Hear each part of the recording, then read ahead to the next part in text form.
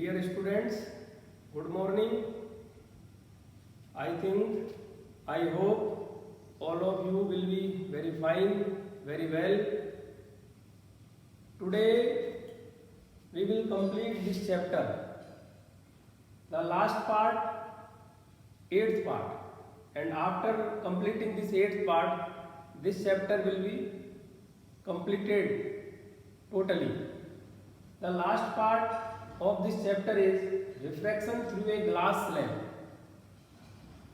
एक glass slab से और लाइट का किस तरीके से रिफ्लेक्शन होता है। ये एक ग्लास स्लैब है, एक लाइट यहाँ पर इंसिडेंट हो रही है, देखिए, और आप समझते हैं कि ये भी रेयर मीडियम है, सपोज दैट एयर है और एयर से ग्लास में जा रही है, तो ग्लास एयर के कंपेयर में मोर डेंस है, डेंसर मीडियम है।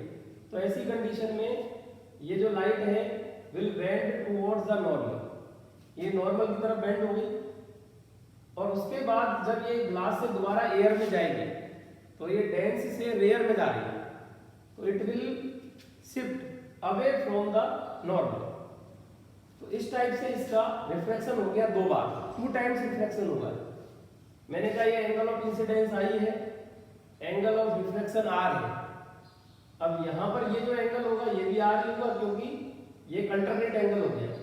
ये देखिए अल्टरनेट एंगल, ये जेड की शेप में, तो ये आर है तो ये भी आर होगा। और ये इमर्जेंट एंगल ई, इसको अपन कहेंगे इमर्जेंट रे। यहाँ पर एंगल आई और एंगल आर, एंगल आई और एंगल ई, यानी कि इंसिडेंट एंगल और इमर्जेंट एंगल में रिलेशन निकालना है। वैसे तो डायग्राम से दिखता है कि ये दोनों एंगल सेम होंगे, लेकिन फिर भी इसको अपन मैथमेटिकली या अपन कहें कि जो स्नेल्स लॉ है उसको अप्लाई करके और यहाँ इसको प्रूव कर सकते हैं। एयर टू ग्लास, जब ये लाइट एंटर कर रही है तो स्नेल लॉ क्या कहता है, μ1 sin I equal to μ2 sin R, μ1 sin I equal to μ2 sin R। इधर μ1 वैल्यू बाद में रखेंगे, sin I equal to μ2 sin R।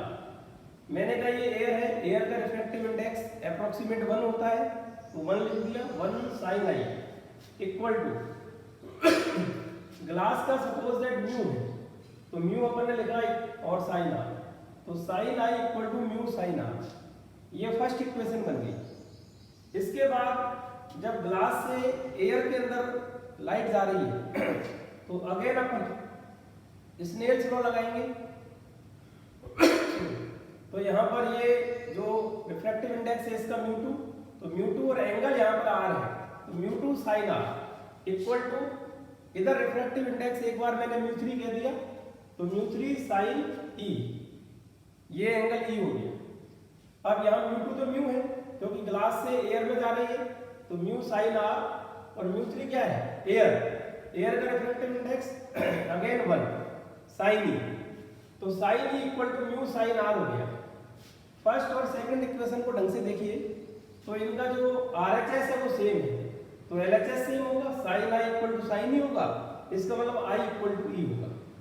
तो यहाँ से प्रूव हो गया कि angle of incidence and angle of emergent will be same. और यदि ये सेम है तो इसके बेसिस पर अपन ये कह सकते हैं कि these rays will be parallel to each other, मतलब incident ray and emergent ray will be parallel. यदि ये ग्लास स्लैब नहीं होती तो ये इंसिडेंट रे का डायरेक्शन ऐसे होता, इसको अपन ने बना दिया, और एक ग्लास स्लैब होने के बाद इमर्जेंट रे ऐसे जा रही है, तो आप देखो डायग्राम में भी देख रहे हैं कि ये पैरेलल है, और यहाँ पर जब ये एंगल सेम आ रहे हैं इसका मतलब ये है कि ये दोनों पैरेलल होंगे। तो ये बात अपन ने लिखी है। अच्छा, इसके अलावा एक प्रिंसिपल ऑफ रिवर्सिबिलिटी भी होता है, वो कुछ ऐसा आपकी बुक में तो कहीं दिया हुआ नहीं है, लेकिन कहीं पर हो सकता है आपको पढ़ने को मिले। तो प्रिंसिपल ऑफ रिवर्सिबिलिटी क्या है कि यदि अपन इमर्जेंट रे को इंसिडेंट रे बना दें, यानी कि इधर से अपन इंसिडेंट रे कर दें, तो ऐसी कंडीशन में जो इंसिडेंट रे थी पहले वो इमर्जेंट रे बन जाएगी। कहने का मतलब ये है कि यहाँ पर ये इंसिडेंट रे हुई, फिर ये रिफ्लेक्टेड होगी, फिर दोबारा ये इमर्जेंट ऐसे हो जाएगी। यानी कि इंसिडेंट को इमर्जेंट को यदि इंसिडेंट बना दे तो इंसिडेंट जो है वो इमर्जेंट बन जाएगी। तो इसको प्रिंसिपल ऑफ रिवर्सिबिलिटी बोलते हैं। इसके बाद effects of reflection of light, कई सारे इफेक्ट जो अपनी डेली लाइफ में जो है इनको अपन ऑब्जर्व कर सकते हैं, जो रिफ्रैक्शन को शो करते हैं। जैसे फर्स्ट इसमें दिया है बॉटम ऑफ ए टैंक और pond filled with water appears to be raise. आपने देखा होगा कि जैसे कोई टैंक यदि पानी से भरा हुआ है, या अपन कहें कि कोई पॉन्ड है और वो पानी से भरा है, और उसके बॉटम को यदि देखेंगे तो आपको ऐसा लगेगा कि थोड़ा सा ऊपर उठा हुआ है, और इसकी वजह है रिफ्रैक्शन। रिफ्रैक्शन के कारण ऐसा होता है। अब इन सबको डिटेल में जो है 12th क्लास में पढ़ाया भी जाता है, लेकिन अभी वो इतना सारा एक्सप्लेनेशन उसका नहीं है। ये एग्जाम्पल जो दे रखे हैं ये आपको ध्यान रखने हैं कि इन सब की जो वजह है वो रिफ्रैक्शन है। आपकी एग्जाम में ऐसे पूछा जा सकता है कि भाई ये जो इस तरह का है इसकी वजह क्या है, इसका रीजन क्या है, तो आपको पता होना चाहिए कि वो रिफ्रैक्शन है। Second, a coin placed at a bottom of a glass tumbler appears to be raised. ये तो आप इजीली ऑब्जर्व कर सकते हैं, घर पर ही अपने जो है एक टम्बलर या कोई एक बड़ा जो पॉट है उसके अंदर आपने पानी भरा और उसमें एक कॉइन डाल दिया, तो आपको लगेगा कि कॉइन कुछ ऊपर उठा हुआ है। तो इस तरीके से कुछ ऊपर उठा हुआ अपीयर हो, तो उसकी वजह जो होती है, उसका जो रीजन है वो रिफ्रैक्शन होता है। थर्ड है when a straight rod pencil partially emerged in water appears to be bent oblique broken. यदि कोई रॉड को अपन या पेंसिल को जो है हम किसी लिक्विड में डालें, वाटर में डालें, तो ऐसी कंडीशन में आपको लगेगा कि ये जो है ब्रेक हो गई या ये बेंड हो गई, थोड़ी मुड़ी हुई दिखेगी, तो उसकी वजह जो है रिफ्रैक्शन है। इसी तरीके से when a lemon kept in water in a bowl oblique glass it appears larger than its actual size. आप लेमन को वाटर में डालिए, ये प्रैक्टिकल आप खुद घर पे कर सकते हैं, इसको ऑब्जर्व कर सकते हैं, तो आपको लगेगा कि बाहर निकालने में तो लेमन छोटा है, और जैसे ही अंदर डाला तो ऐसा लगेगा कि लेमन का साइज बड़ा हुआ। तो उसकी जो वजह है, उसका जो रीजन है वो यहाँ पर रिफ्रैक्शन ऑफ लाइट है। तो ये कुछ एग्जाम्पल यहाँ लिखे, और भी बहुत सारे एग्जाम्पल ऐसे आप खुद भी सोच सकते हो। खुद भी आपको जो है ऐसा फील हो सकता है कि हाँ भाई ऐसा हो रहा है, कोई बड़ी साइज दिखाई दे रही है, किसी को अपन ने वाटर में डाला तो बेंड हो रही है, तो इन सब की जो वजह है वो रिफ्रैक्शन है। इसके बाद लास्ट में टॉपिक अपना आता है पावर ऑफ लेंस, लेंस की पावर। तो ये क्या है?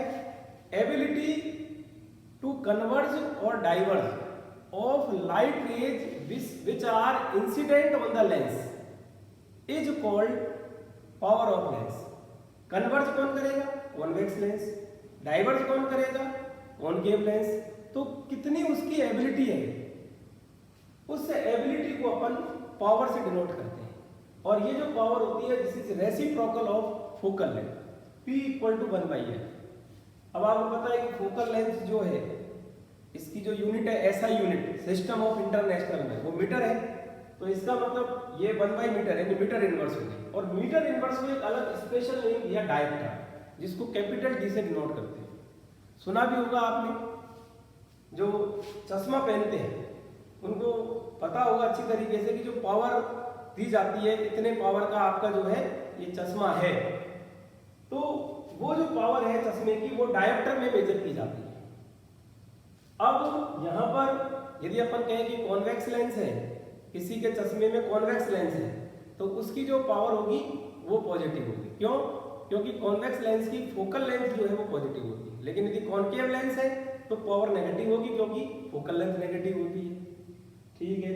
इसके अलावा यदि अपन बहुत सारे लेंसेज को कॉम्बिनेशन यानी कि सीरीज कॉम्बिनेशन में जोड़ दें, तो क्या है कि अपन पावर को बढ़ा सकते हैं। जैसे एक लेंस की पावर मान लो P1 है, दूसरे की P2 है, तीसरे की P3 है, लास्ट वाले की Pn है, n लेंस है, और उनको आपने कंटिन्यू जोड़ दिया। कंटिन्यू का मतलब सीरीज में जोड़ दिया, तो जो नेट पावर होती है वो इनका सबका सम होती है, P1 plus P2 plus P3 plus Pn, सबको अपन ऐड कर देंगे। आपने देखा भी होगा जब डॉक्टर के पास जाते हैं चश्मा बनवाने के लिए, तो वो आपको एक इस तरह का जो इंस्ट्रूमेंट लगाता है आंखों पे, और उसमें फिर अलग अलग लेंस को चेंज कर करके देखता है। एक्चुअल में वो बहुत सारे लेंसेज को क्या है कि कंबाइन करता है, और जो आपको एकदम क्लियर दिखता है उसके अकॉर्डिंग उसको पता लग जाता है कि भाई उन सबको ऐड कर लिया जाता है कि भाई ये पावर के लेंस जोड़े तो इतनी पावर का लेंस आपको रिक्वायर्ड है, तो उतनी ही पावर का एक सिंगल लेंस फिर बनाने के लिए दिया जाता है। तो वो सब इसी के अकॉर्डिंग है।